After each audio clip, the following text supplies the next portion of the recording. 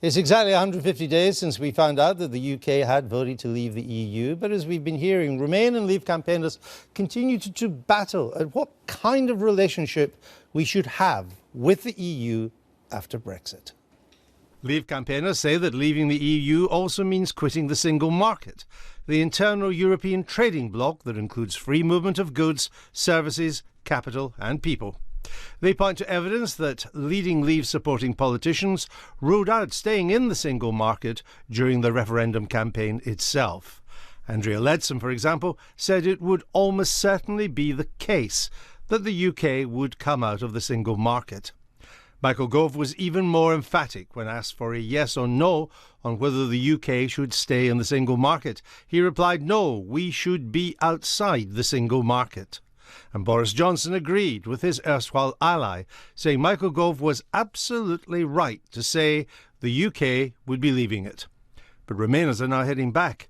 They've released a video of clips of Leave campaigners speaking before the referendum, apparently saying that the UK should stay in the single market. Nigel Farage, for example, once said that on leaving the EU, we'll find ourselves part of the European Economic Area and with a free trade deal. Owen Paterson, the former Environment Secretary, once made the startling statement that only a madman would actually leave the market. And Matthew Elliott, the Vote Leave chief, said that the Norwegian option would be initially attractive for some business people. But do these quotes create an accurate picture of what the Leavers were saying at the time? So to cast some light on the provenance of these quotes, we're joined by James McGrory. He's director of Open Britain. They released the video. Welcome to the Sunday Politics. On your video, it features 12 statements from Leave campaigners hinting that they wanted to remain in the single market. How many of these 12 statements were made during the referendum campaign? I don't know, but some of Dan Hanan's were. Well, actually, not one was made during the referendum campaign. Indeed, only 2 of the 12 statements were recorded after royal assent had been given to the referendum. Only 1 was made this year before the referendum. Look, throughout the campaign, Leave campaigners lauded the Norwegian model. And as you know, Norway are in the single market, but not in the EU. In fact, the Leave campaign went out of their way not to be pinned down on a specific trading arrangement they wanted to see in the future with Europe. When the Treasury modelled the different models, it was the EEA or a free trade agreement or a WTO. I understand that, but isn't it interesting, and does it not undermine your case, that none of the 12 statements on your video were made during the campaign itself when people were giving really serious thought to such matters? Well, the Leave campaign weren't giving really serious thought to such matters. They did not set out the future trading model that they wanted to see with the European Union. You cannot produce a single video of somebody saying we should stay in the single market from the Leave side during the campaign. This isn't an exhaustive list. Throughout the campaign, Daniel Hannan talked about the Norwegian model as being a future option. I mean, one of the comments you used from Nigel Farage dates back to 2009. When we didn't even know if we'd have a referendum or not. Does it not stretch credibility to go back to the time when Gordon Brown was Prime Minister? I think the point stands. The overall point we're trying to make, this is not supposed to be an exhaustive list of all the options that the Leave campaign... You would choose the best, wouldn't you? Well, I think when Daniel Hannan, who's been described as the intellectual godfather of the Leave movement, is saying absolutely no one is talking about threatening our place in the single market, right, I think it's legitimate to point out that the Leave campaign never came forward with a clear argument. We highlighted in the graphic a few of the quotes you picked out from Leave campaigners over time, none during the referendum. Do you think that you fully encapsulated accurately their arguments? Well, I don't think in a 90-second video you can talk about the full spectrum of opinion that they have. Some of them do want to leave the single market. Some of them want to be like Norway. Some of them want to seek a free trade agreement. Others want to default onto World Trade Organization tariffs. What I'm saying is there is a massive spectrum of opinion, even within the Leave campaign. I understand, but what I was asking was whether you have portrayed them accurately. So let's have a listen to the clip that you used on Owen Paterson first. Only a madman would actually leave the market. This is what he then went on to say after saying only a madman would leave the market. Only a madman would actually leave the market. It's not the EU, which is a political organisation, delivering the prosperity and buying our goods. It's the market, it's the members of the market, and we will carry on trading with the market. I mean, are we really suggesting that the 5th largest economy in the world is not to come to a satisfactory trading arrangement with the EU? Are we going to be like Sudan and North Korea? I mean, it's ludicrous, this idea they were going to leap off a cliff into a dark space. We will carry on trading. So what he meant when he said only a madman would leave the market was not leaving membership, which is your implication, but that we would, of course, continue to trade. We would continue to have access. Any country in the world can have access. What the Leave campaign has suggested is that our trade would continue uninterrupted. In fact, they're still at it today. David Davis used the phrase uninterrupted at the dispatch box recently. But you misrepresented him, didn't you, by saying only a madman would leave the single market, then stopped it there, because he goes on to say that, of course, we won't leave in the sense of continuing to have access. I don't think he was talking about access. He's there talking about membership. He doesn't use the word membership at all. He talks about we're going to carry on trading with it. We won't leap off. We'll carry on trading.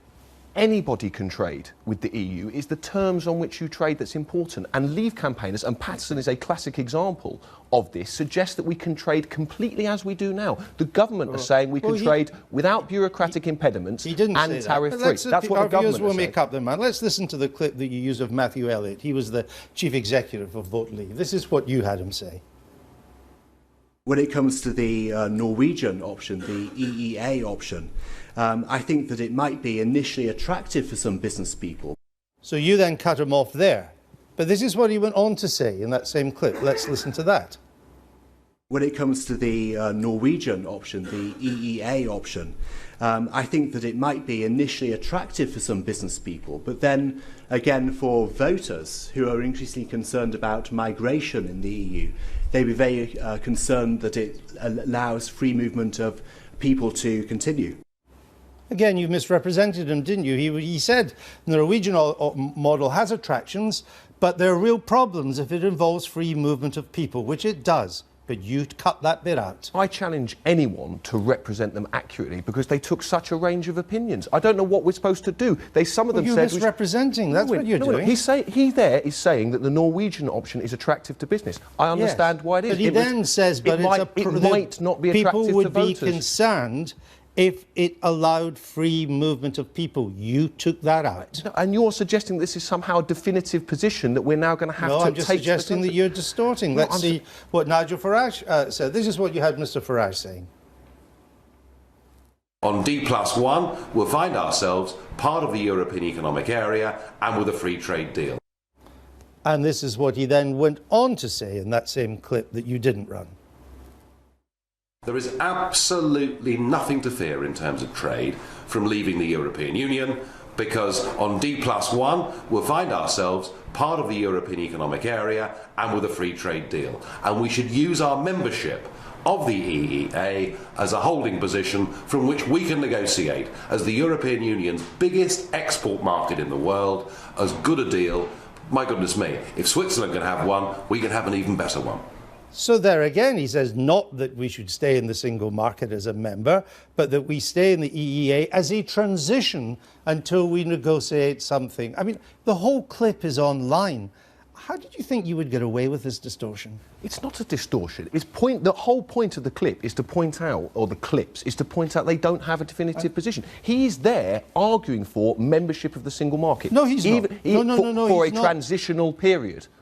For a transitional period. Well, how long does that go on? What does he then want to achieve? Not very quickly, but he's not saying we should stay members of the single market, and you didn't let people see what he went on to say. You gave the impression he wanted to stay in the single market. It wouldn't be a video then, it would be a 7-week-long lecture. They took so many positions, and the idea now that they were clear with people that we should definitely leave the single market, I think is fictitious. But you are trying to make out that they all had one position, which was to remain members of the single market. We are trying to... And when you see the full clips, that's not what they're saying. We are trying to make out it's clear that there is no mandate to leave the single market. The idea that the Leave campaign spoke with unanimity and clarity of purpose, and throughout the whole campaign said, we'll definitely leave the single market, is just not true. That is the whole point of the video. We showed in the montage of the video just before we came, we showed the then Prime Minister, the then Chancellor, Boris Johnson, Michael Gove, being categorical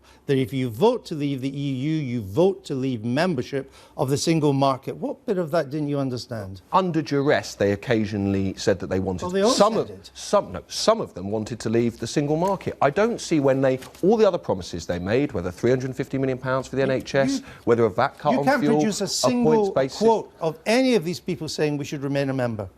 Daniel Hannan has constantly praised the Norwegian model. Norway are a member of the single market. One final question. I mean, you spent the referendum campaign criticising Vote Leave for misrepresenting and lying, and many people thought that they did. Having seen all this, many people will conclude that you're now the biggest liars. I think it's perfectly reasonable to point out that the Leave campaigns didn't have a clear position on our future trading relationship with Europe. That's all this video does. It doesn't say we've definitely got to stay in the single market. It merely says the Leave campaigns don't have a mandate to drag us out of our biggest trading partner. Well, now people have seen the full quotes and context. Our viewers will make up their mind. James McGrory, thank you.